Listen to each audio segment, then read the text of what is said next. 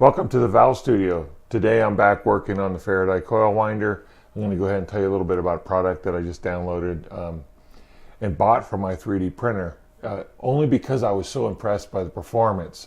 So for those of you who came over from the Simplify3D side, let me just give you a brief introduction of what I'm working on here. This is a coil winder I'm working on for some of my tube amplifier designs so I can wind transformers.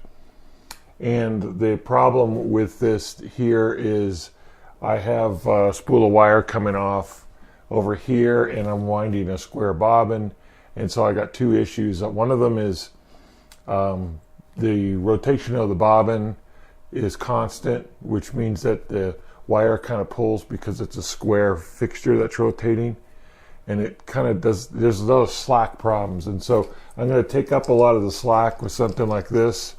This is a spring-loaded kind of a pulley system. But I also need to apply a constant tension to the wind. So while I'm winding it, I need to grab a hold of the wire and provide a constant tension. So I have one of these little hobby gear motors. And what I want to do is create a pulley for this so that the wire runs over this one turn. And then I want to put some active electronics on this to control the torque of this in a very controlled fashion, regardless of this big square over here pulling the wire off. All right, so that's an introduction. I'll go ahead and show you where what I've done so far with this in terms of working on this today.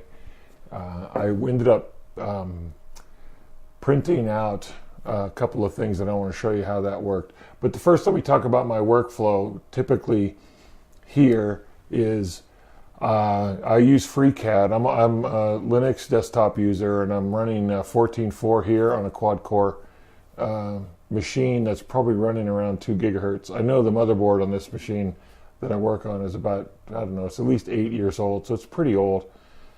And I'm just kind of dangerous with 3D printing. I bought a 3D printer about 5 months ago, and I've done about maybe 30 different prints. I do all my modeling in FreeCAD, and because I was on the free side, I was using Replicator G version 40, and I had a failed print with this pulley, and I decided, oh, I'm just going to try something. So I went and looked at some reviews of Cura as well as Simplify3D. And I looked at some test prints that came out of these YouTube videos, and I decided I'll just try Simplify3D. There was a 14-day trial period. I have nothing to lose. So I went ahead and downloaded it. And literally in 10 minutes, it took me 10 minutes to download the program,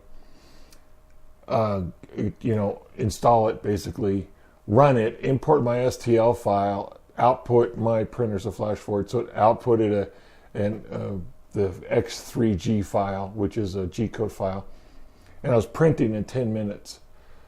It's mind-boggling how fast it is. The render time, and I'll show you this here in a minute, the render time on Replicator G for my thing was like 5 minutes for it to slice it. Simplify3D, you don't even know that it's going on. You hit prepare to print, and like that, it's ready to go. The functionality, now I'm comparing apples and oranges, I know that, because Replicator G, I went and checked out their source code, revision code, and I see that the latest revision is like 5 years old, and I'm comparing it to, I don't know, the latest version of Simplify3D, so it's not really fair, but to me it is a fair comparison because I went from what I was using to what I'm using now, and I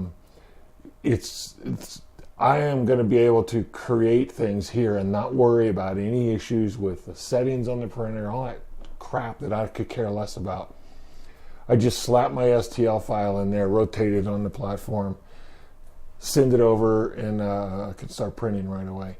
For me, it's really powerful, and I don't know what was stopping me. $150. I've blown man days on screwing around with Replicator G, and I should have just gone and used Simplify3D from the start.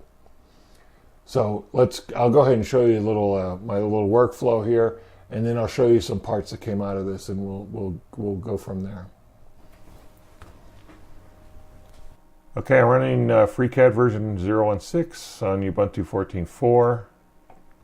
Here's my part I want to design. Here's the part I designed this morning. It's that hub I was talking about. It has a thread around the outside. It keeps the enameled wire from rubbing against each other as it spins across the top of this. So my workflow typically is I'll come in and I select the parts I want to export. I come down and say export to STL. And I come over here and I picked my grooved hub STL file. And the first thing I'll show you is Replicator G. Just to kind of show you how painful it is. I open up my grooved hub. The first thing you're going to notice is, well, it's off my screen, is it's not on the platform. So you come over to move and you say put on platform. And then this thing's kind of unruly. My printer has a bulge in the middle of the print platform, so I need to move it off the center a little bit. It's kind of unfortunate. Then if I want it, so I get it placed, and then I hit this G-code thing here, and it brings up a dialog box every time. I have to pick Python 2. Here are the settings for my Replicator 2, and I hit generate G-code. It's running SkinForge 50, and this process here takes about 5 minutes. Okay, so I'm not going to run that here because I hope that I never run Replicator G again. Let's go over and show you how it runs in Simplify3D. So first thing we do is we say import, and we come over and pick our STL file. You'll see it drops it right in the center, but I need to move it. So you can just drag it around. And I want to look at it from the top view so I can see it this way. And we're good to go that way. All my process settings are all set. It's on a different dialog box. I'll drag it over here if I can. I'm printing ABS today on my left extruder. Okay, now I'm going to click this button here, and it's going to be almost instantaneous. Where in Replicator G, this process took about 5 minutes. Okay, so here's my my part. This is a G-code rendering, and I can come in and show you the layers. This is what it's going to print like. It has a few support pillars in there. I hit save to toolpath, and I'm done. I copy my X3G file over to my SD card and I print. That's literally how fast it took. This is worlds different from Replicator G, and I'll never go back.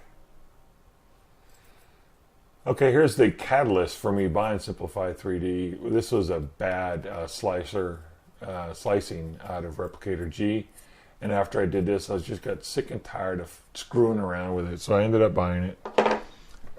Played around with it for about 10 minutes, and I got something out of it that was very similar to this. Actually, my first design, this is the first wheel I actually printed out of Simplify3D. Okay, this is the one I just did. It has a few issues with my overhang. I got to fool around with that a little bit. But this is actually a functional part. I just kind of clean this up with a file. And the way this is going to end up working is it's going to sit kind of right in here. This is in my CNC world. This is my x-axis. Here's my A. My bobbin goes on here. And I got the wire comes off and goes through that springy thing, loops around here, and then this fed over in through a like a feeder tube onto the bobbin. So this is going to apply a constant tension on the wire that gets run onto the bobbin. It's kind of cool, huh? All right. That's it so this is the Faraday Coil Winder.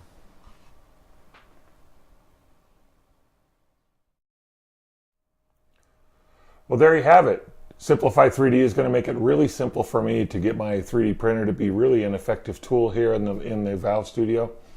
So hands up to the developers of Simplify3D.